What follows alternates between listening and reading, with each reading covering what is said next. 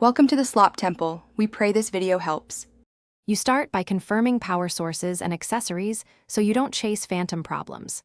First, plug the original USB-C cable into a 5V/1A or higher adapter. If you don't have the original, use a certified cable. Look into the Beats charging port with a flashlight and a toothpick to spot lint. You don't need force, just careful inspection. Once done, swap to a different outlet and another cable you know works to establish whether the issue is the battery or the wiring. Next, you'll address internal obstructions and software hiccups that block charging. Use short bursts of compressed air or a wooden toothpick to remove lint. Metal tools can damage pins. Then perform the Beats reset specified in the manual, usually holding the power and volume buttons for about 10 seconds clears firmware hangs. After the reset, connect power and watch the LED behavior.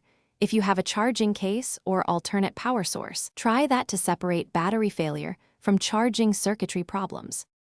Finish by ruling out a deeply discharged cell and preparing next steps. If the headphones were fully depleted, leave them charging for 30 to 60 minutes before judging. Completely drained batteries can take time to show signs. If you notice swelling, corrosion, or persistent absence of LED activity after different cables and a reset, it indicates internal battery or board failure. In that case, arrange service or battery replacement through Apple or an authorized center. Troubleshooting tip.